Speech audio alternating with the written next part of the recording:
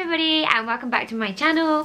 My name is Lindsay if you're new around here, otherwise known as Lottie Albert, most places online.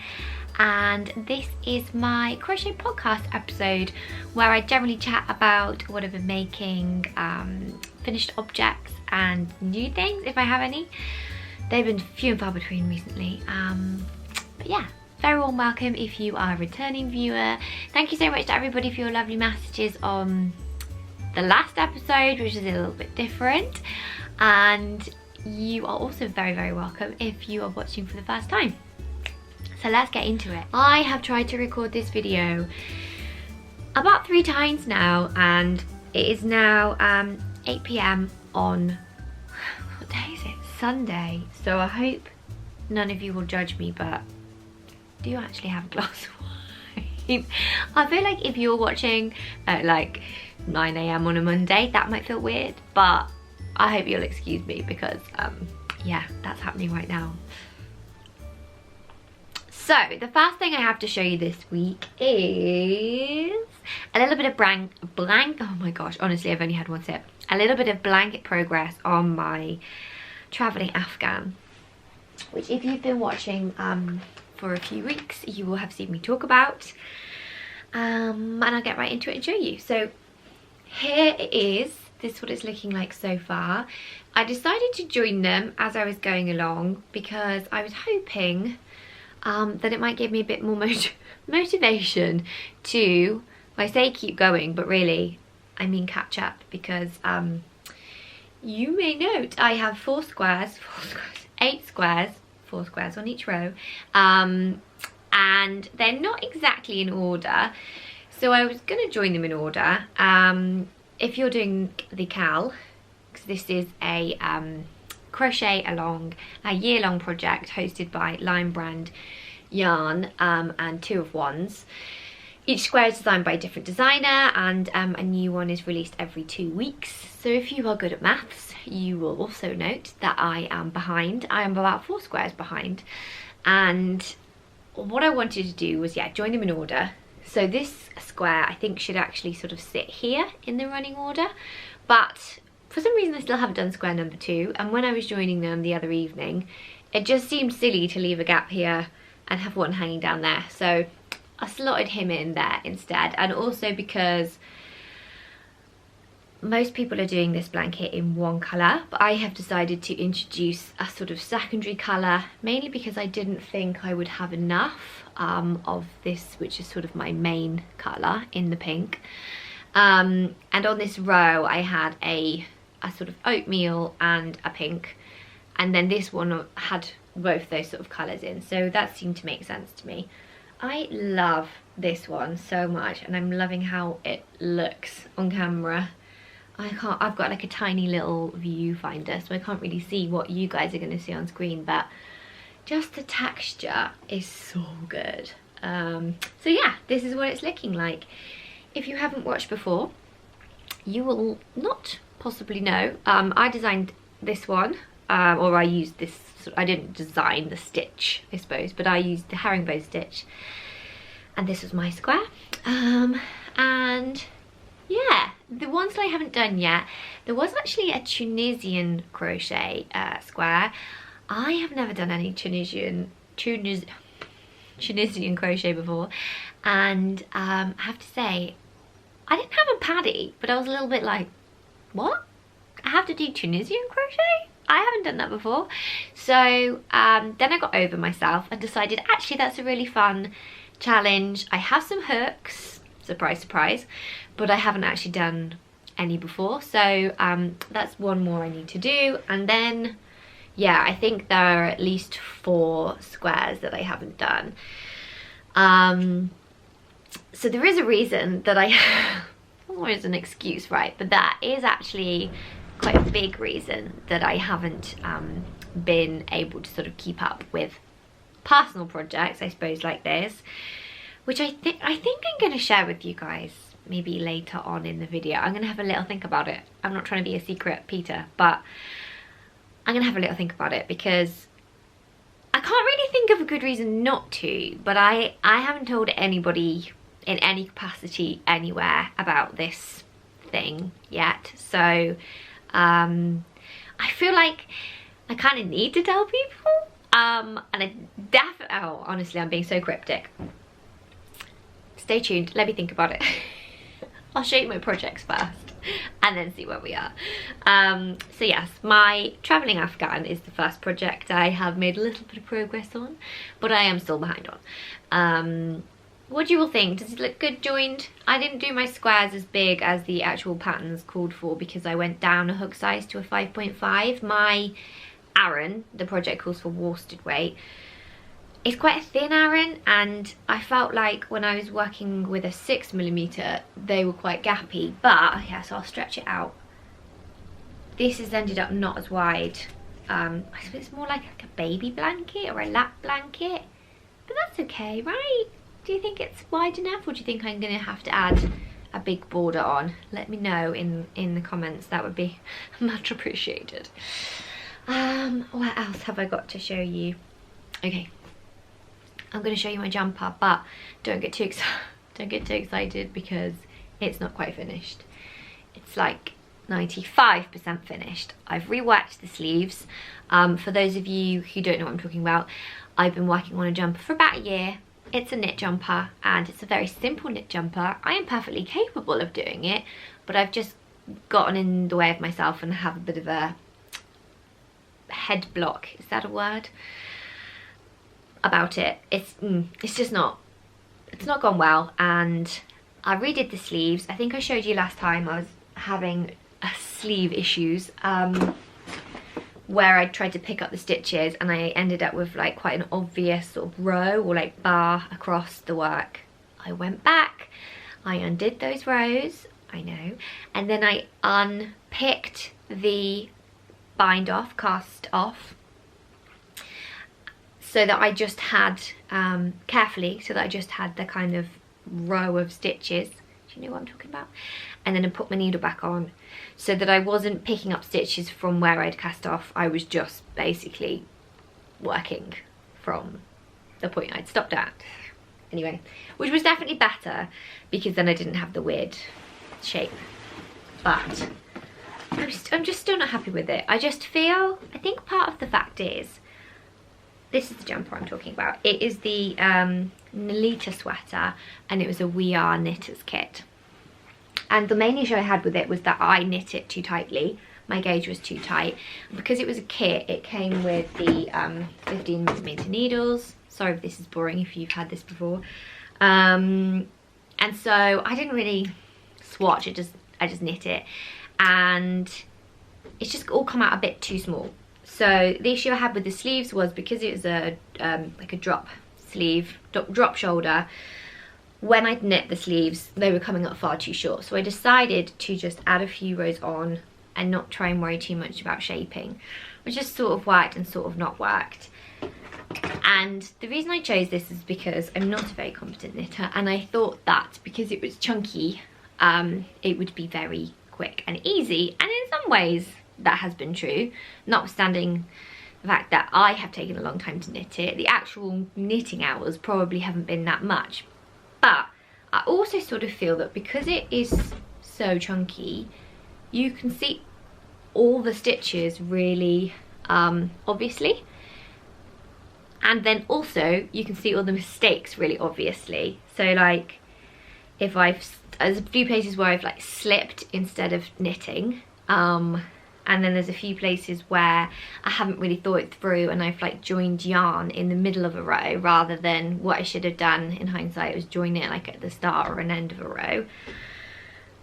And obviously I haven't like sewn in the ends or anything yet, but I just feel like all the mistakes are really glaring. Let me open the window and also put it on because it's quite warm here, and I'll show you what it's looking like. So here it is. It's so pink. I do love the colour. I do love the colour. It's a very happy colour. Oh, I don't know if that's fluff or hair or what. Let me move my hair out of the way. So I have joined this side, this seam, but this is what I mean about, I think I just to go in with some sewing thread and like fix up some of these things, and obviously I'm going to sew in my ends, but it's just, I'm just not totally happy with it. This is the side that I haven't joined, so it really is 95% finished. What do you all think? Am I just being harsh on myself? I think possibly I am. I think I've maybe just gotten a little bit fed up with this jumper. See, again, now that I've got it out again, it's not so bad, but it's just obviously there's more bulk here than there should be, and I feel like it's obvious. And it didn't say in the instructions what measurement, like how many rows I should leave to join it. So now I'm thinking, did I do this too tight? But then, do you know what? I don't know what. It's fine, isn't it? It's fine. I wanted to like love it and be so proud that I'd actually knit a garment, because I've never knit a garment before. But I'm not normally a negative person actually, and I'm not normally like too bothered about if there are mistakes, or I'm quite happy to like fudge things or like leave things. I do not tend to go back and unpick my work if I can really help it. So I don't know what it is about this that's just made me feel not very positive about it. Maybe it's because like we were talking about before when we were talking about learning a new skill, I'm just being more critical because I feel like people will just look and be like, well, she hasn't knit that very well. So yeah, I don't know. It's progress, hey? At least I've got some progress to show you. Oh, I'm quite enjoying these tassely ends. Maybe I just need to add more tassels. There's an idea. So yeah, there we go. Honestly, what's that? Like 15 minutes work? And I just haven't done it. So I don't know what that says. I'm sorry if you're watching for the first time and I'm just coming across really whingy and negative. This is my Nelita sweater. It is a work in progress still. It is not a finished object like I promised it would be, but it is nearly there. Maybe also because it's July and it's quite warm, so I'm going to take it off now. Do love the colour though, still digging the colour. So there we are. He is a heavy number, that's for sure. Second project I've sort of been working on. Other thing I have to show you, which I guess is a finished object. It's not crochet though. In fact, it's not even fibre. But I just wanted to show you quickly because it's made me quite happy. It's this little paper bouquet, we're saying bouquet, that I designed for, I'll give you a little close-up. I can't remember if I mentioned, I think I did a few episodes ago, that I have started doing some work for a craft subscription box called Craftiosity, and it's not part of my requirements to like promo it, so I'm genuinely just showing you this because I made it and this is my podcast. But this box I think actually now has sold, so they'll be taking orders. If you do want to check it out, I'll put all the links below. Be taking orders for the next project that I've worked on, but this is the one that came out in sort of June for delivery in July. And yeah, it's this paper flower bouquet. I just am really happy with how it turned out. I don't tend to do that many paper projects because yarn, crochet and fibre is my primary, but let me just show you this little eucalyptus because he's so easy to make. You get the little vase as well in the kit, isn't that cute? Yeah, this little, I mean, he's been a bit bent now because he's travelled in the post a few times, but look how effective that is. And it's just a stem wrapped in florist tape and some little shapes attached. I hope you do think it's effective and not just a crushed piece of paper. My crushed dreams. So he's got eucalyptus, and then the other flowers in here, or the flowers I based them on, they're not, I want to say anatomically correct, but you know what I mean. They're not exact scientific replicas, obviously, and have taken a little bit of a license with some of the colours. But there's a tulip in here. Can you see him? A little tulip. Actually a couple of tulips. Then these are based on the the ones with this sort of stamen in, are anemones. One's a sea creature and one's a flower. Anemone. Anemone. I can't say that. So that's the kind of darker pink and the lighter pink, and then eucalyptus, as I said, and then these little cute yellow ones are actually fairly hard to render in paper, but they are based on the Crispedia. Need to brush up on my Latin. Those really sweet little orangey yellow sort of pom-pom heads that you get quite a lot in like dried flower arrangements. So yeah, that was my little make that I designed and created, and then people will get the more raw materials, so like the paper and the wire and the florist stuff, and there was instructions and a video, and then people make it. So there's a little bit of a different one, but I kind of have to show you guys this stuff because this is honestly what I work on now, and if we were just sticking to crochet, there would be one project. So that's another thing I've been working on.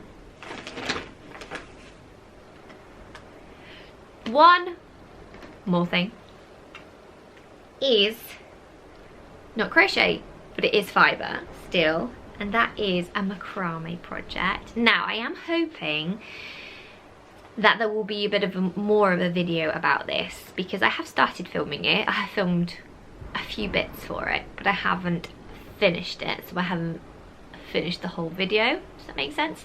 I have gotten really into watching on YouTube, and let me know if you know what this means, thrift flips. So if you're an American viewer, you probably will know what that means. So where we call things charity shops in the UK, and I think in Australia you call them op shops.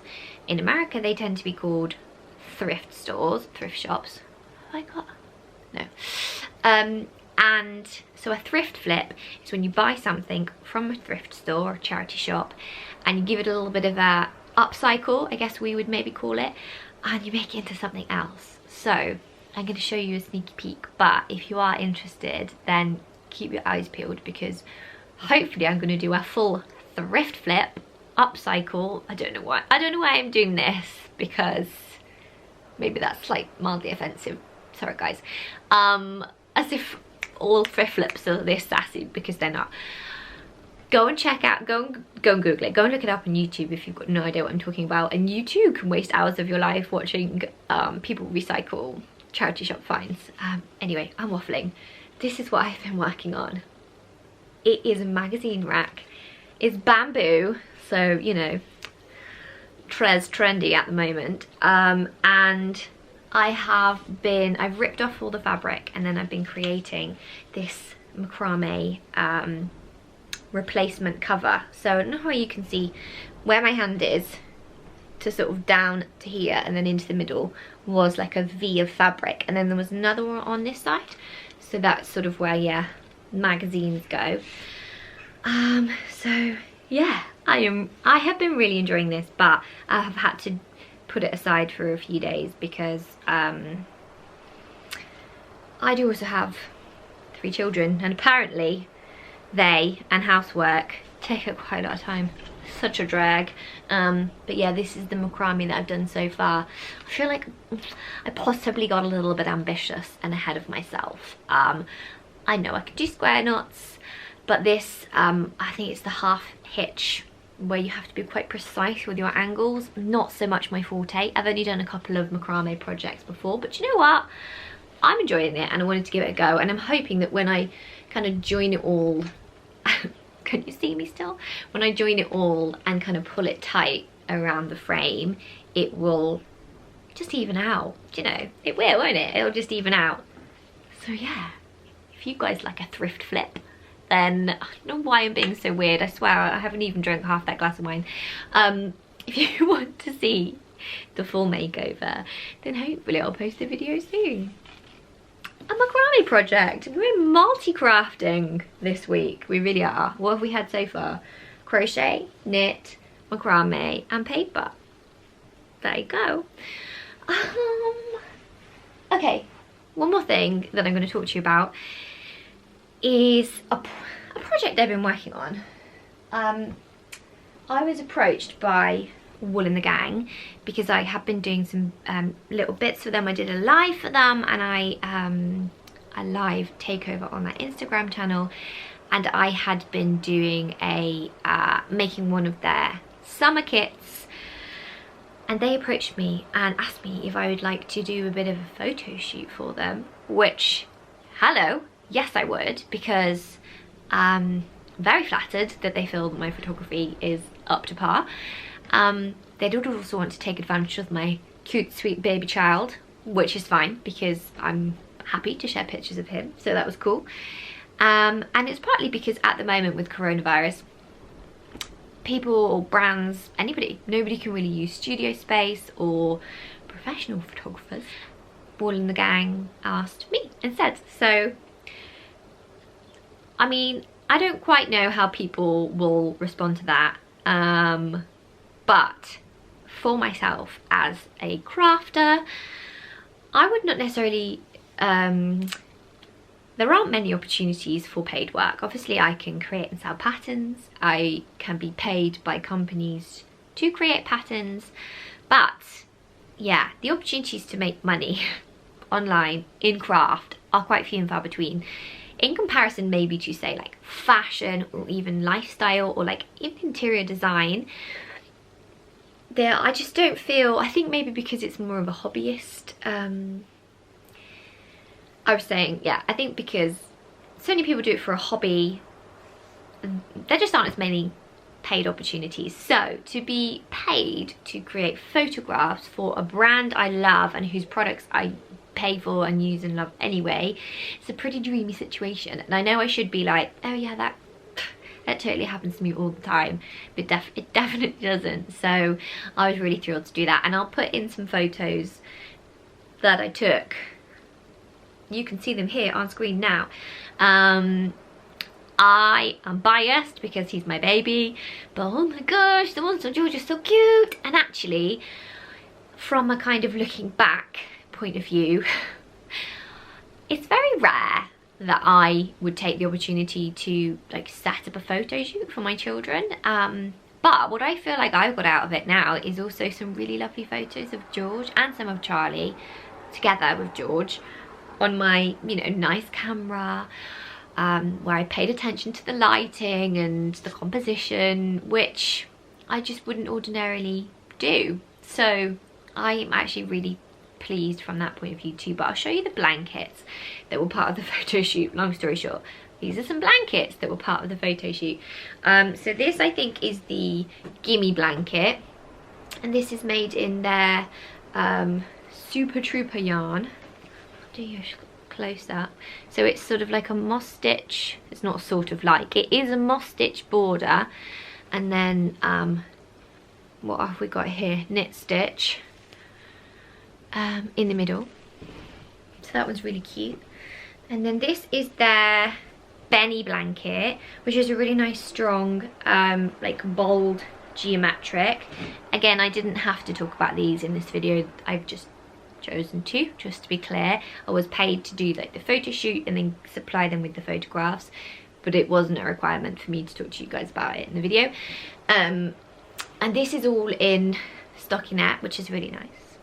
And I have seen this one on their website in red and pink, and oh my goodness, obviously George is the boy, so maybe not everybody would do red and pink, but oh, if I could have chosen the colours, they sort of sent me the colours that they had. If I could have chosen that red and pink combination in a bold geometric triangle, is very dreamy. So that's the Benny blanket. And what did I say that one was? The Gimme blanket. I think this one is called the Sweet Thing. Oh no, I've forgotten already. See, it's a good job I'm not being paid to do this promo because I can't even remember the name of the blanket. And this one is all moss stitch.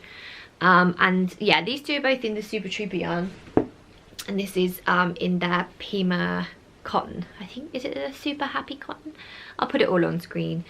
It's so soft and sweet, and I think my favourite photos from the whole thing were with this blanket, as I put George in a little sort of cream jumper and these like cream and oatmeal bloomers that I have for him. I just think he looked so cute. I will show you as well. I did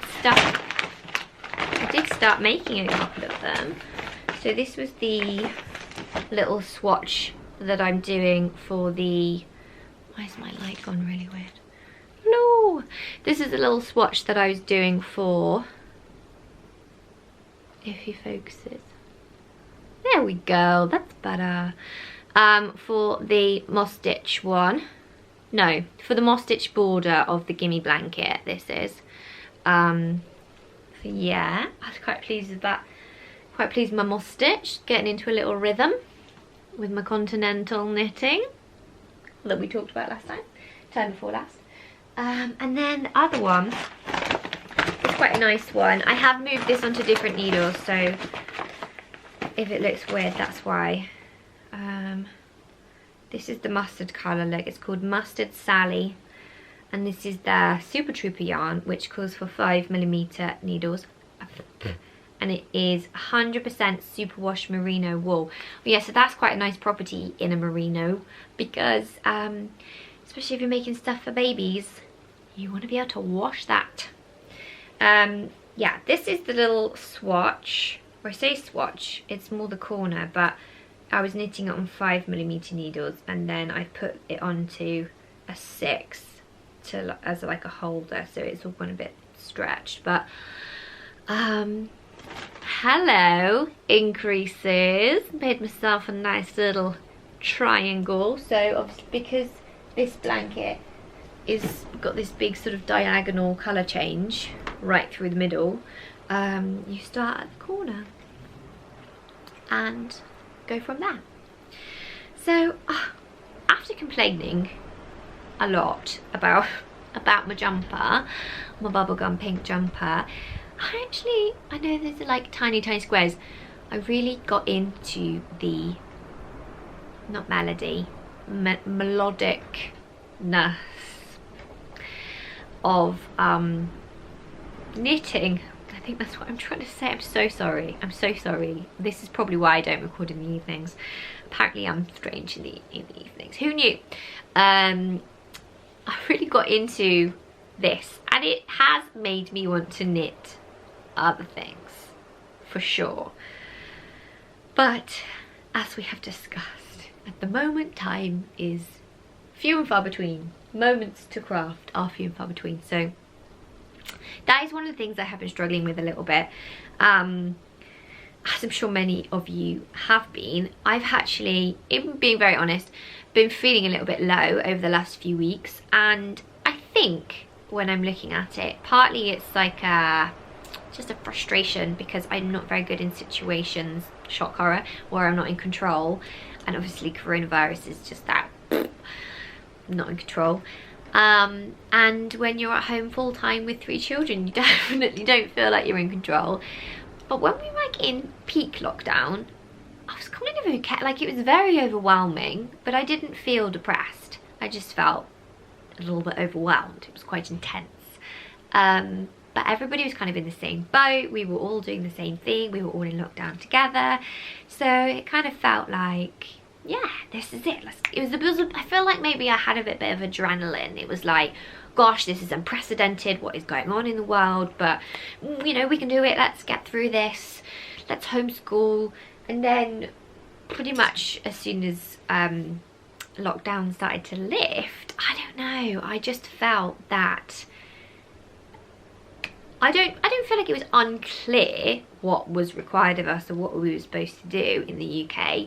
But for instance, our daughter's in year 1, and so hers was one of the first school years that they opened up, as you're able to send your children back. They still haven't fully opened up the schools in the UK, and so not all year groups are back, but hers was one of the first that could go back, and so we made the decision to send her back.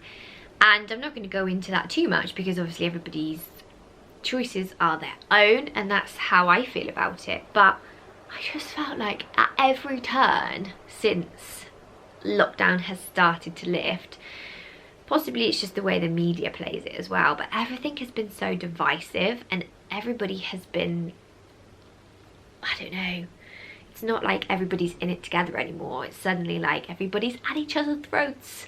Like, oh my gosh, you did that, we're gonna do this, the government have said this and they've said this, and I don't know, I think mentally I've just struggled a little bit with all of that, just all of that. And yeah, the uncertainty, I'm not very good in situations where I'm not in control, and where there's uncertainty and the sort of full information isn't always available, which obviously it's a pandemic, like people are trying their best, and there are so many positives and amazing things to come out of this, and there are definitely positives that I have felt within my own family too, so I'm not trying to be like a completely, but yeah, just I have felt like my mental health hasn't been as good over the last few weeks, and so I have tried to take a little bit of a step back from like Instagram and social media, and that has helped just sort of taking the pressure off myself slightly, because I think as well when you're doing things like this and you're on Instagram and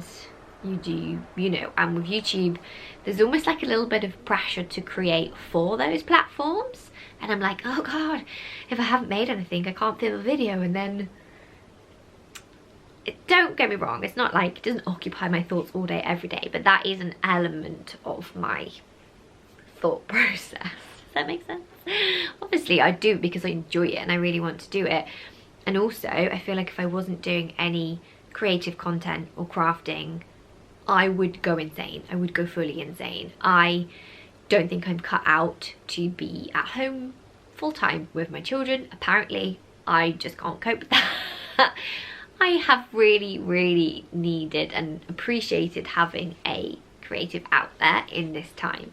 So it's all those kind of mix of like, oh, it's stressing me out, oh, but I have to do it for my mental health, oh, but if I don't do it I am just being mum, and whilst I love that, it's not as fulfilling to me as being able to do bits of crafting and stuff as well. Gosh, I really hope, didn't really intend for this to be a therapy session for me and you, who's now apparently in the role of my counsellor, but I feel like it's important to be honest, and particularly when you're coming on and talking to people in like a long form way, or even on like stories on Instagram.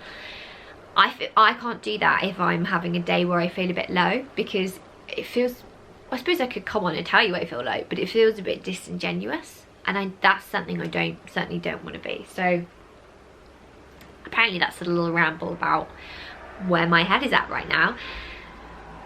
But on a more positive note, the thing that I alluded to at the start of the video is a very positive and exciting thing, and I will tell you now, but it doesn't go very well with being able to create content for you guys to see right now, because I am writing a crochet book, which is really exciting and I am very thrilled about, but I'm also spending a lot of time working on projects I can't show anybody. I probably won't be able to show anybody until the book is out, and the book is not going to be out for, I'm not even 100% sure when the book's going to be out, but my deadline isn't until January, so I think it will probably be kind of autumn next year, so like I'd say a good 12 months time before you guys actually get to see what I've been working on. Oh my gosh, that kind of a bit crazy, isn't it? So yeah, I don't know why I haven't told anybody. I think it's a little bit because, well, it hasn't been going on long since I sort of signed the contract and started doing it.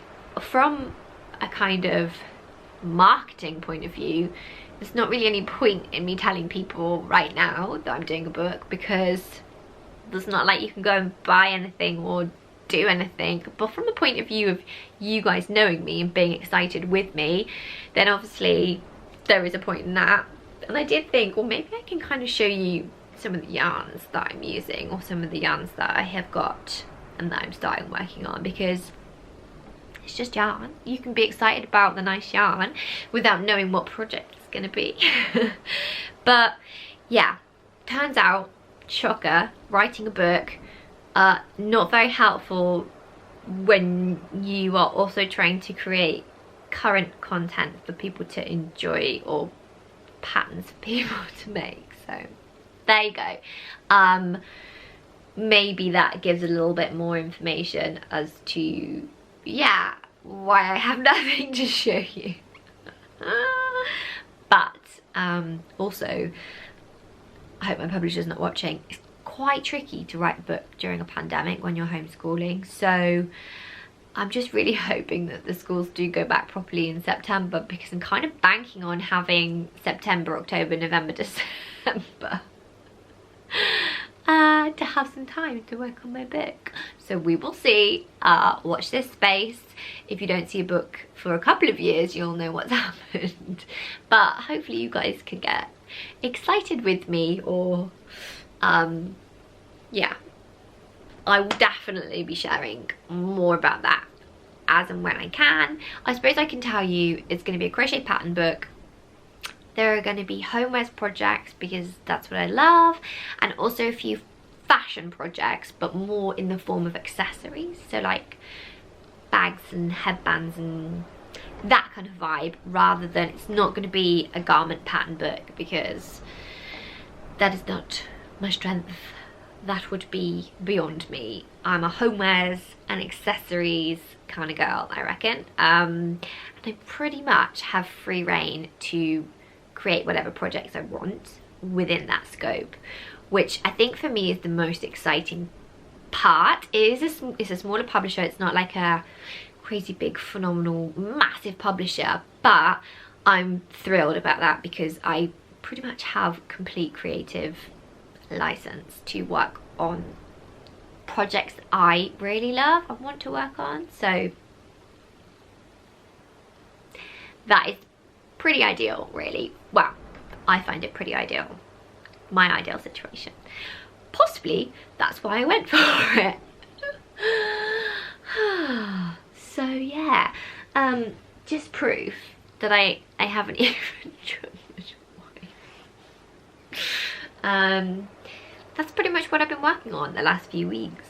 My book, a thrift flip, which is hopefully going to be a video soon, my jumper, which is the world's longest jumper for the most simple knit pattern. I've been doing a bit of photography for a brand, which I'm also super thrilled about, and I've done a paper creation for another company. So from a business point of view, things are going pretty positively despite the pandemic, but from a actual finished objects to show you guys point of view, maybe not so good. So, but maybe you could let me know in the comments, is that what you watch for? Do you want to just see what I've made, or are you watching because you like to see what I've been up to? I don't know, maybe you are just here for the crochet content. If you would let me know, that would be nice, because I can then try and tailor it, so maybe my videos are a bit shorter some weeks if there isn't much content, and then I can waffle less. Or if you're okay with the waffling, then that would be great to know too, because I could just continue to waffle, possibly with tea next time instead of wine, just in case you are watching at like 9 AM on a Monday, like I said. But yes. Also, I've been quite enjoying when people have been asking me a question, because then it's given me something that I can sort of come back and talk about. So if there's like any old projects you wanted to know about, just ask me in the comments, or maybe you have a question about the book. I feel like I just dropped that in at the end of the episode when maybe there should have been more of a fanfare, but there we go. Yeah, let me know, and then next time it'll give me some things to chat about to you guys as well. Okay, so I think I'm going to leave it there, and maybe just say thank you so much to everybody for all the lovely comments on the last video. I'm really glad that you enjoyed the room tour, here's what I made aspects, and I could definitely do that in a few more rooms, because surprisingly I have handmade things in nearly every room. I think every room. Do I have any in my kitchen? I don't think I have any in my kitchen or my downstairs loo. No. My main bathroom I do. So yeah, I could do more. I probably won't do a downstairs loo room tour, don't worry about that. But I could definitely do room tours and do like handmade room tours to like show you the things I've made in the room, as well as a few bits and bobs. If that's something you guys might like, because you seem to like the last one. So yeah, all the ideas, just not much time. I will leave it there. Let me know how you guys have been doing, and we will catch up very soon. Thank you all so much for watching, and if you have enjoyed, please do feel free to give me a thumbs up or consider subscribing. And if you want to be notified of my future videos, you can just hit the little bell and then it will tell you every time I upload a new video. So yeah, thanks so much for watching. I'll see you all soon. Bye bye.